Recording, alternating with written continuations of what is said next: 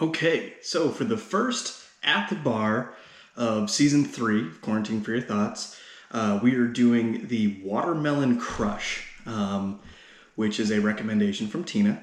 Now, I tried to find some history on it to keep us in the same sort of format as last season, where I would talk to you about the drink and then we'd come down to the bar, but there wasn't really much. And for some of these drinks that are kind of just newer or new age, if you will, cocktails where people kind of just take something old and put a little bit of a spin on it, there's not really much history. The fun thing about this cocktail is that there weren't really any measurements. There was some measurements for the vodka, and there was a rough estimate on how much watermelon you would need, but there wasn't anything exact. So we're kind of just winging it today. I am going to put my own twist on it as well. The original recipe called for 4 ounces of vodka. I'm going to do 2 ounces of regular vodka and then 2 ounces of Smirnoff's Zero Sugar Infusion, which is, this one is a watermelon mint.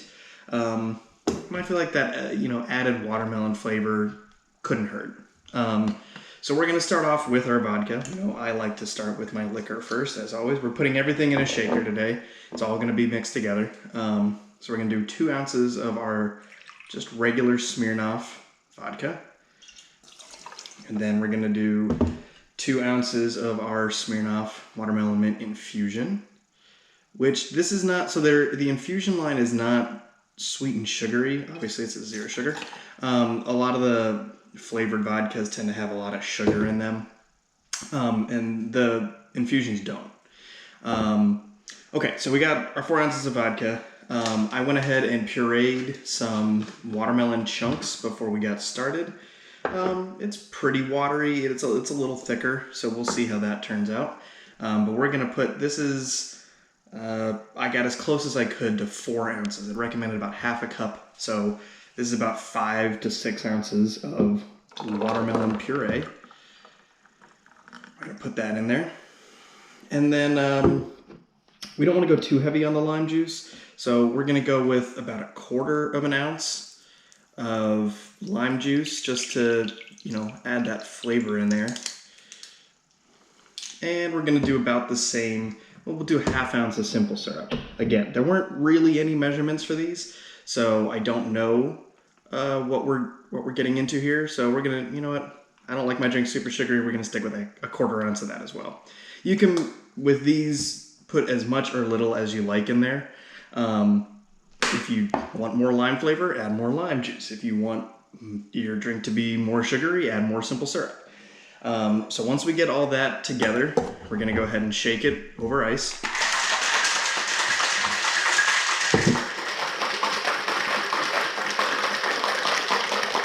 Now, my particularly favorite yard summer drink glass is a mason jar. I love getting my drinks in mason jars. They're great because you can drink them open, you can put a straw through them. If you want to get really fancy, you can take the lid of the mason jar and drill a hole in the top and then put a straw through that. For today, we're just gonna stay simple, no lid or anything like that. But let's go ahead and we'll strain our, oh, that's really on there. Strain our mixture down into the glass. Almost didn't strain it, that would have been bad. Honestly, the color kind of reminds me of a Bloody Mary. Now, the recipe called for lemon lime soda as well. The mixture that I just made makes more than the roughly 12 ounces that's in here. So there's still plenty of mixture left in there. So you could probably get a drink to a drink and a half, depending on how much lemon lime soda you want to put in.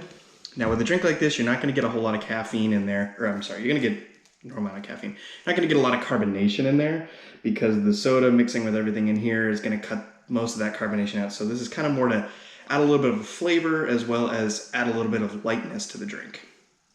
So I'm going to go ahead and put in about 2 ounces of soda for that. Pretty similar to what you would do for a Long Island iced tea. Okay, so we got all that in there, and since we added something at the end that wasn't shaken, go ahead and give that a stir just to make sure everything gets mixed up. Now, A fun garnish that the recipe recommended was to put a little watermelon wedge on the side there. I don't have any watermelon wedges to put on, so we're just going to drink it like this, but let's see what we got. Oh, wow. Okay, new favorite summer drink right there. I pretty much just get watermelon flavor. I think the 1/4 ounce of simple syrup was a good call since the watermelon's already pretty sweet. I don't even really think you needed to add the simple syrup, but that's just me.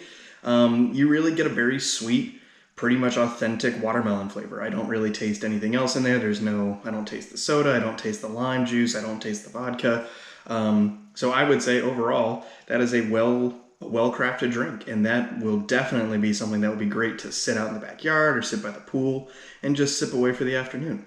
So hopefully you guys enjoyed as much as I do, and we'll see you next week. Cheers.